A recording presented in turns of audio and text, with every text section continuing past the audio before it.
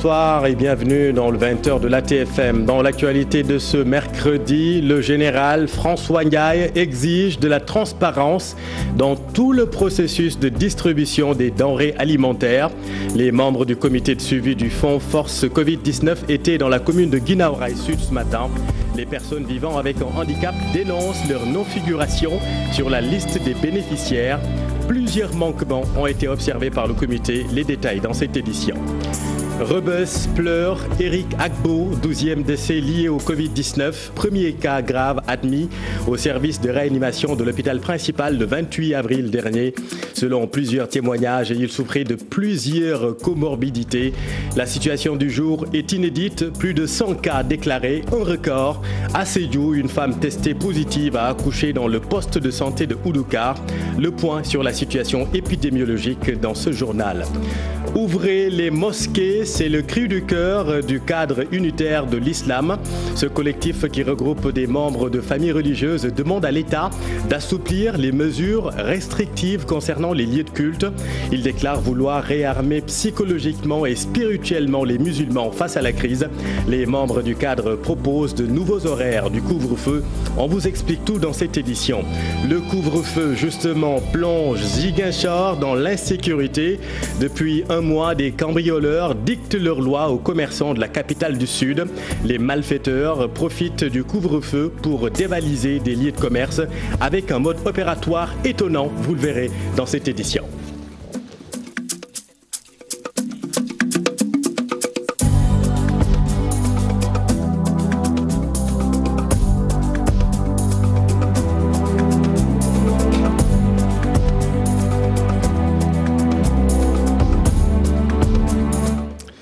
« 37 ans est mort du coronavirus. Eric Agbo avait plusieurs comorbidités dont l'asthme et le diabète.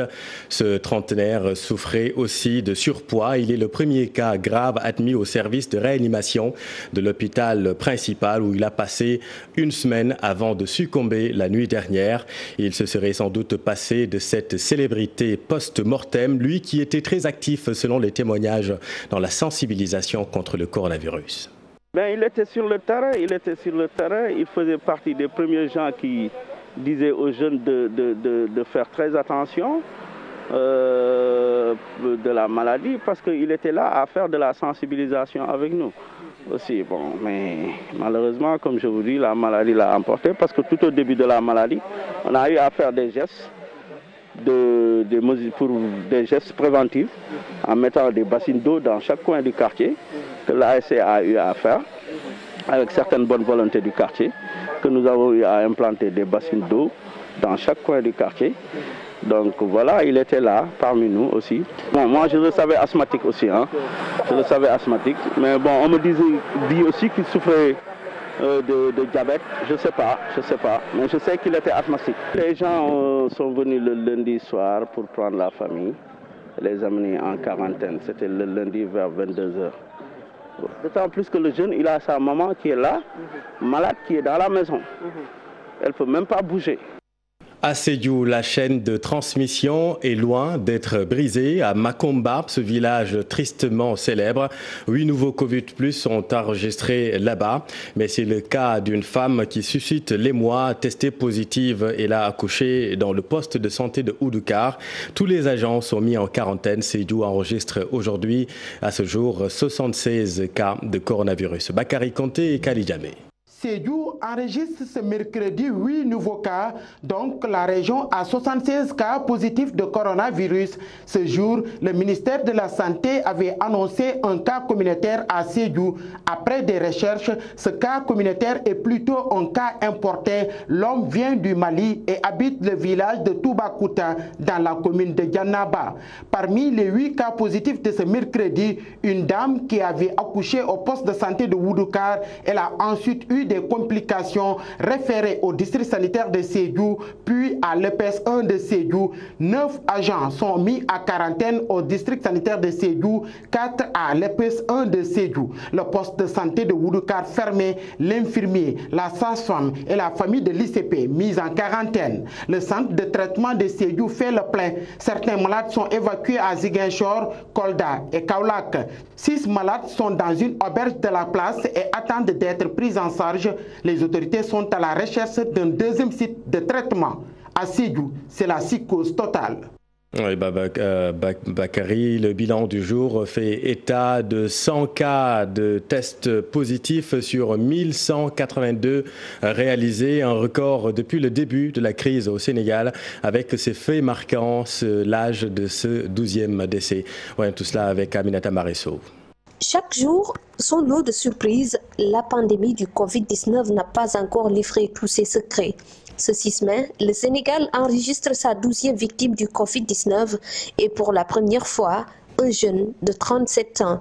Depuis le début de la pandémie, les victimes du Covid-19 au Sénégal étaient des personnes âgées de plus de 50 ans.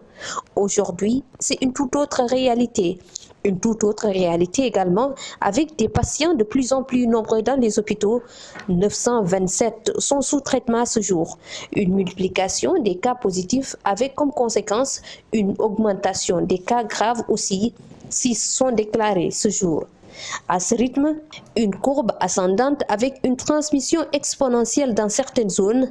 Dakar Ouest par exemple, 50 nouveaux cas enregistrés ce jour sur les 100 cas testés positifs. À Sédhiou et Vélingara, les choses vont également crescendo. Le district de Vélingara est passé à 60 avec 17 nouveaux cas enregistrés ce jour. Sédhiou est à 76 personnes testées positives au Covid-19. Mais l'essentiel des patients reste concentré dans la capitale sénégalaise. 869 sont aujourd'hui enregistrés depuis le début de la pandémie. Les autorités médicales avaient pu maîtriser les cas contacts, mais aujourd'hui, la multiplication des cas communautaires risque de compliquer la tâche à nos vaillants agents de santé et autres médecins qui travaillent jour et nuit pour sauver des vies. Et les résultats d'une étude menée par des statisticiens dont Moubarak Lo révèlent que le Sénégal pourrait connaître un scénario optimiste le 7 mai ou un scénario pessimiste le 14 mai avec un pic de rythme d'infection. Étude basée sur le cumul des nouvelles infections par semaine. Dans le volet thérapeutique, le concert de louange à l'Artémisia continue au Sénégal. D'autres chercheurs sénégalais approuvent les vertus thérapeutiques de l'arbuste.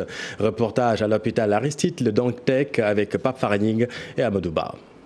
Hôpital Aristide Le Dantec, le célèbre CHU, abrite le laboratoire qui peut-être va tout changer dans la riposte contre le coronavirus. Il s'agit du laboratoire de biologie moléculaire où nous rencontrons des chercheurs qui ont percé tous les mystères autour de l'Artémisia, la plante espoir de l'Afrique. L'Artémisia peut très bien faire l'affaire. Il faut suivre le protocole indiqué par l'OMS, vérifier la non-toxicité localement. Si ça marche, c'est formidable.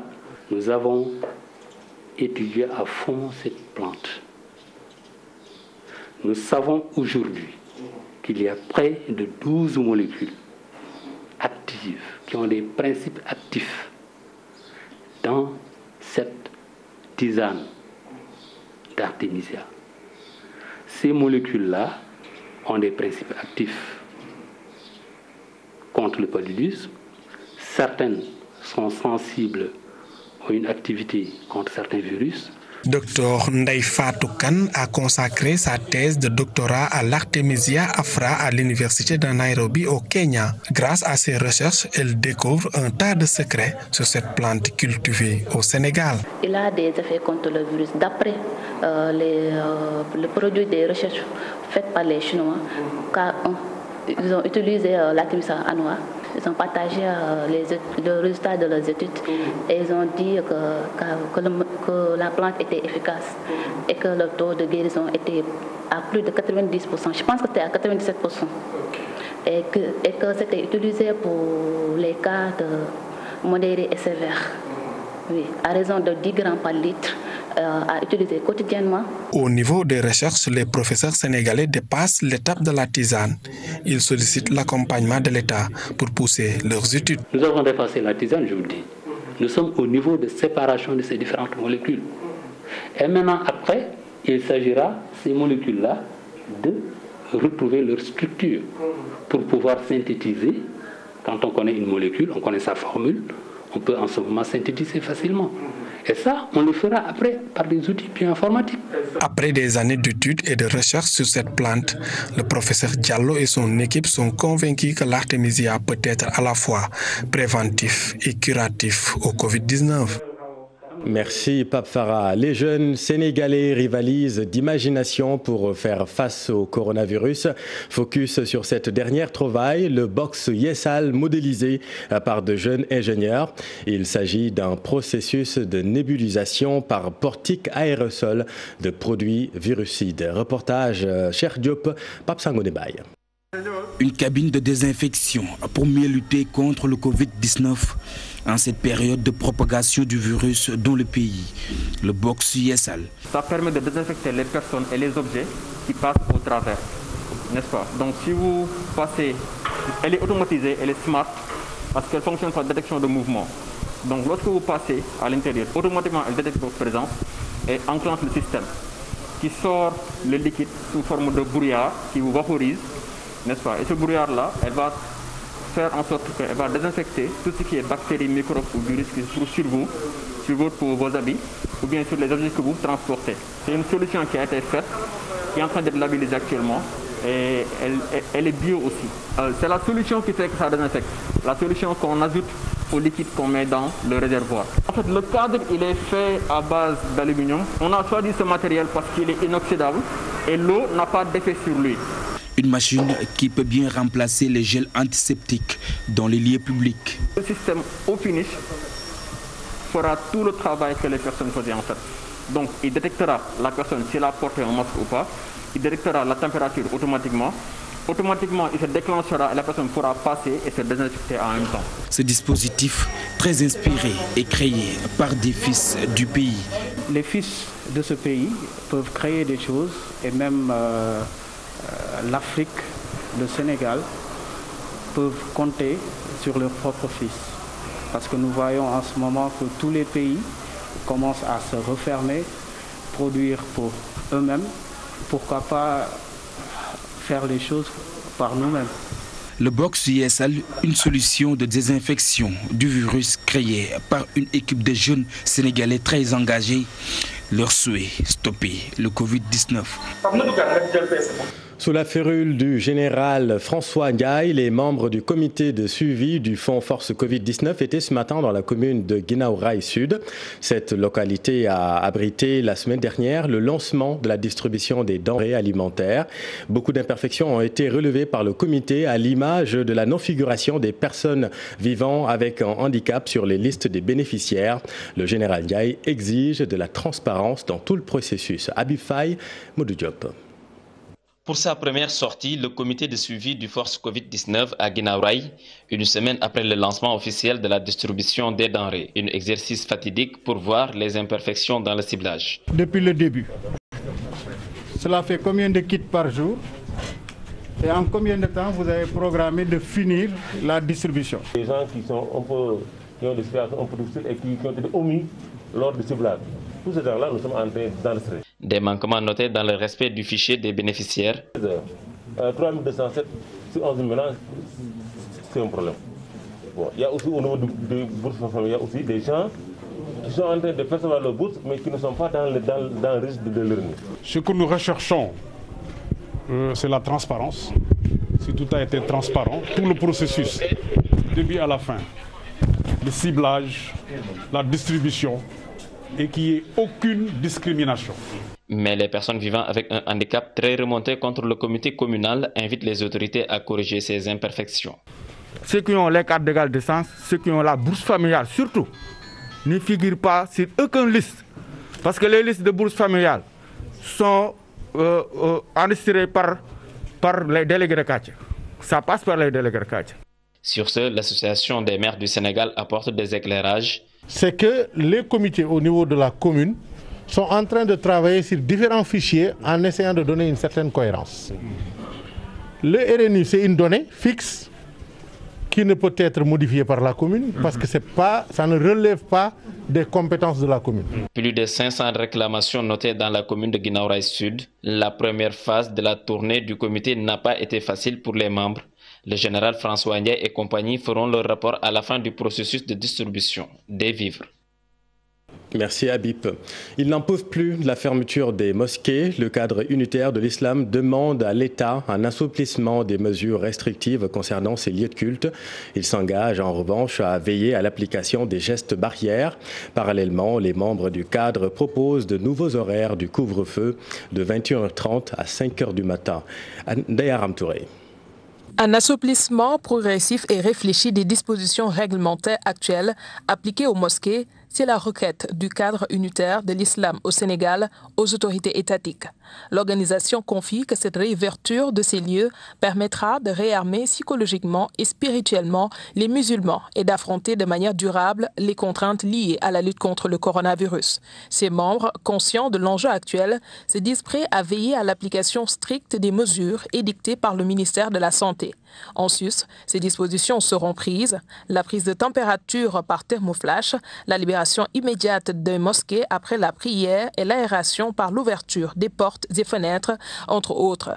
Pour ce faire, le cadre unitaire s'engage à entamer des concertations avec tous les acteurs religieux pour une application rigoureuse de ces mesures d'accompagnement. Parallèlement, il souhaite un allègement du couvre-feu qui passerait de 21h30 à 5h du matin. Objectif, mieux préparer les journées du Ramadan et enlever la pression qui favorise les rassemblements au niveau des boulangeries et lieux de commerce l'après-midi. Pour rappel, le 13 mars dernier, le ministre de l'Intérieur avait pris un arrêté interdisant provisoirement les rassemblements. Celui du gouverneur de Dakar est venu renforcer cette disposition le 20 mars 2020. À ce jour, des imams et fidèles ont fait les frais de cette interdiction. Le dernier cas en date, l'interpellation à Rebeuss d'un imam et de 19 autres personnes à la mosquée qui se trouve derrière l'Empire des Enfants. Merci Aram. Dans le chapitre judiciaire à Diourbel, les 11 prévenus du village de Ngoye dans le département de Diourbel ont retrouvé la liberté provisoire après près d'un an de détention préventive. Ils avaient été arrêtés pour opposition à l'installation et le démarrage des activités du repreneur des forages ruraux Aquatec à Ngoye. Toujours à Diourbel, un conducteur de moto Jakarta s'échappe des mains de la police de Diourbel. Interpellé pour transport irrégulier, le conducteur de moto devait faire face au procureur de Diourbel. Et justement, à propos des motos Jakarta à Thiès, la circulation est interdite à cause de la crise. Devant cette situation, les conducteurs disent ne plus joindre les deux bouts. Ils réclament leur part de la subvention octroyée au secteur du transport. Thiès, certains conducteurs de taxi-moto Jakarta ont rangé leur engin par respect aux mesures édictées par les autorités compétentes.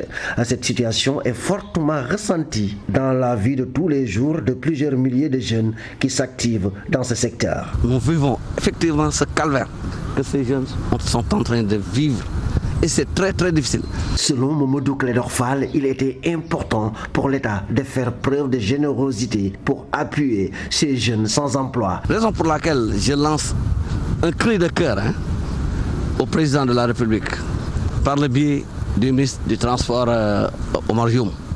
J'en ai entendu parler qu'il y a un budget alloué au transport. Mais depuis lors, on a entendu le nom des Jakarta de la fédération. Mais ils n'ont encore rien reçu. Ils sont au nombre de 232 000, c'est pas petit. Mais ils sont à terre, ces conducteurs de Jakarta. En ce qui concerne le projet des tricycles financé par la délégation générale de l'entrepreneuriat rapide, les conducteurs de taxi-moto Jakarta dénoncent les lenteurs qui bloquent l'exécution normale de ce projet. Le président de la République qui donne des ordres en donnant un montant de 2 milliards en août 2018. Et là, on nous fait valser de gauche à droite. Ces conducteurs de taxi-moto Jakarta de Thiès se disent fatigués. Ils comptent se confiner chez eux pour simplement constater que les conséquences et incidences sont énormes. Merci, cher Anta. Entrée en vigueur de la loi anti-plastique depuis le 20 avril dernier, les commerçants demandent encore une fois une dérogation, le temps d'écouler les derniers stocks. Ils ont fait face à la presse ce matin au marché Thiaroye. Mamadou Sarr est leur porte-parole avec notre équipe dans la banlieue de Dakar. Avant, nous payions 4 500 000 francs pour chaque conteneur de sachets plastiques importés. Maintenant, les autorités nous ont fait payer pratiquement le double, soit 9 millions de francs CFA pour la même quantité. Et c'était à la veille même de l'entrée en vigueur de la loi interdisant de l'importation et de l'utilisation des sachets plastiques. C'était du 14 au 20 avril. Et le 29, les autorités ont décidé de saisir toute notre marchandise.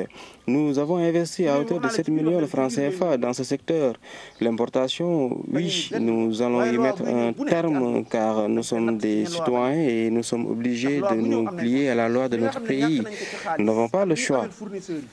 Allons maintenant dans le sud avec cette intrigante série de cambriolages de boutiques et magasins dans la commune de Ziguinchor. Depuis un mois, les commerçants ne savent plus où donner de la tête. Des cambrioleurs profitent du couvre-feu pour s'attaquer à des boutiques, magasins et autres lieux de commerce en désactivant les caméras de surveillance. Un modus operandi plutôt étonnant. Reportage Boubacar Diassi et Lamine Mordjank. Une série de cambriolages est constatée dans la commune de Ziguinchor depuis l'installation du couvre-feu, surtout entre début avril et début mai. Parmi les commerces ciblés par les cambrioleurs, figure cette boutique située en face du port de Ziguinchor, ce magasin situé non loin de la station Esso de Boucotte, mais aussi celui-ci situé juste au checkpoint de la pharmacie Tilène. Le mode opératoire est exactement le même partout. Mais ci kaw dal la jaar teggi ardoise bi dugg ci biir def la muy def jaarat tek échelle bi nga xamné mom la fekk ci biir boutique bi dem. Alors, il avait démonté le toit, ensuite entré dans le magasin. Vendredi bo su suba fekk dajina zeng bi ci dugg. Le cambrioleur qui est visible sur les images de vidéosurveillance de ce magasin, qui compte près de 10 caméras de surveillance, le 7 avril 2020, entre 4h11 22 secondes et 4h12 33 secondes, a pu désactiver quelques caméras avant d'emporter au moins 1 million de francs CFA. Oui, effectivement, la dernière fois, en venant le matin, on s'est retrouvé qu'il y avait la tête de loup qui était ici. C'est l'instrument que les cambrioleurs avaient utilisé donc, pour démonter les caméras, emporter. Ça fait environ 1 million de francs CFA. Dans cet autre magasin, situé juste au checkpoint de la pharmacie Tilène, le cambrioleur a emporté plus de 500 000 francs CFA. Ils ont tout emporté, 550 000 francs CFA. J'ai fait ma déposition à la police. Ils sont venus faire le constat, mais sans suite pour le moment. Excédés, les commerçants de Ziguinchor s'adressent aux autorités.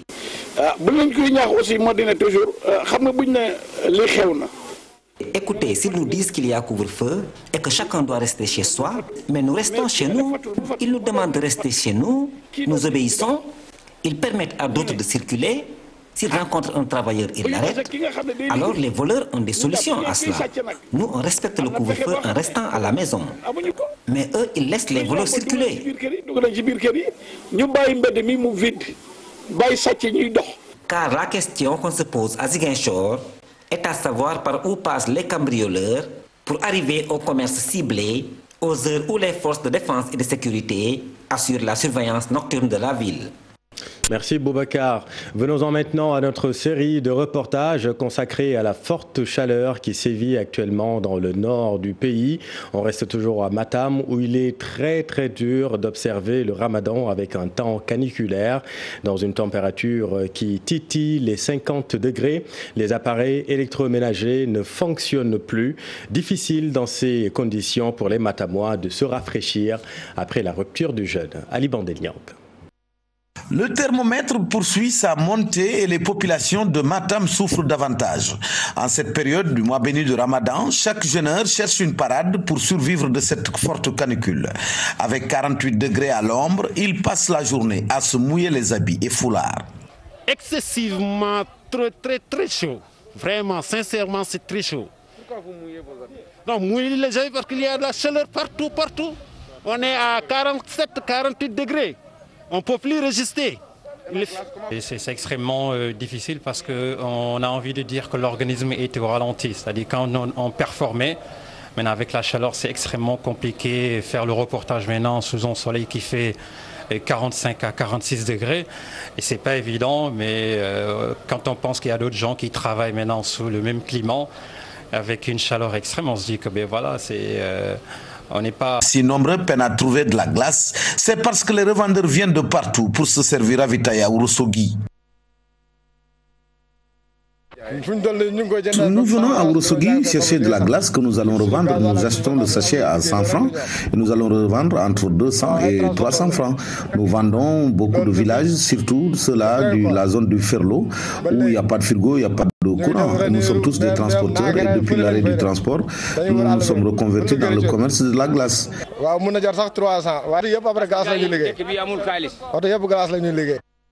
Entre 100 et 300 francs CFA, il faut trouver de la glace pour se mouiller le corps et le reste pour la rupture du jeûne. Un commerce qui marche fort en ce moment. Oui, du fait de la chaleur, moi j'étais obligé même de couper un de mes frigos. Aujourd'hui, il n'y a qu'un seul qui marche, mais moi je ne vends pas parce que la glace est déjà réservée. J'ai des clients qui se sont inscrits depuis le début. C'est d'abord très difficile de faire congeler la glace. Il faut 2 jours pour avoir de la glace. Et moi je vends le sachet à 100 francs. Mais ce qui complique la disponibilité de la glace, c'est que beaucoup viennent le jour acheter pour mettre ça dans les seaux et pour mouiller leurs habits pour faire face à la forte canicule.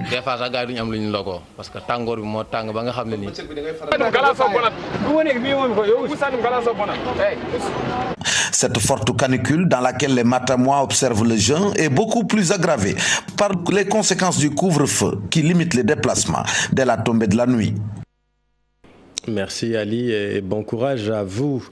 Force Covid-19, le G5 joue sa partition avec un montant de 5 millions de francs CFA et 5 000 masques à la disposition du ministère de la Femme. Un acte magnifié par leur ministère de tutelle. Mohamed Somb, Youssou Baro. Avec une participation financière de 5 millions de francs CFA et un important lot de masques, les membres du G50 en visite au ministère de la Femme ont manifesté leur engagement dans la lutte contre la pandémie du Covid-19. Je vous félicite pour avoir choisi le secteur de la famille pour répondre avec élégance et pertinence à l'appel du chef de l'État et de la Nation face à la pandémie. Ainsi, vous êtes au cœur du programme national de résilience économique et sociale à travers lequel notre pays entend traverser la crise et poursuivre sa marche vers l'émergence. Votre contribution matérielle et financière est la bienvenue. Je suis heureuse de la recevoir et me ferai l'agréable devoir de remettre le chèque à Monsieur le ministre en charge des Finances et du Budget. Pour une meilleure sensibilisation, le G50, qui regroupe des hommes et des femmes leaders, a déjà produit des spots publicitaires traduits dans plusieurs langues nationales, un projet qui sera présenté au ministère de la Santé. Le G50 a initié un spot de sensibilisation de la communauté. Ce spot était disponible en français et en wolof. Maintenant, il a été traduit dans plusieurs langues nationales. Il est disponible en mandinka, en soninké, en toucouleur, en sérère, en djola et en pulaar. Donc nous avons décidé de mettre ce spot à la disposition du ministre de la Santé à travers le ministère de la Femme pour que le ministère puisse le verser dans sa campagne de sensibilisation. Aux femmes du monde rural, le message est assez simple, le respect strict des gestes barrières. Mes sœurs qui sont dans les zones les plus reculées, c'est un peu d'être à l'écoute des gestes barrières prescrits et de se conformer à ça pour que la propagation de la pandémie puisse être rapidement contenue. Conscient de la nécessité de participer à l'effort de guerre contre le Covid-19, le G50, un groupe composé d'hommes et de femmes s'activant dans différents domaines, envisage de pérenniser ses activités sociales en vue de permettre aux populations de se protéger contre le virus. Merci Mohamed, c'est la fin de cette édition, merci de l'avoir suivi. Dans un instant, les 5 minutes de SAS Pape Anne et puis retrouver tout juste après Yaoua et puis un peu plus tard, votre rendez-vous comme tous les soirs, quartier général avec Pape Cheikh Diallo. Excellente suite des programmes.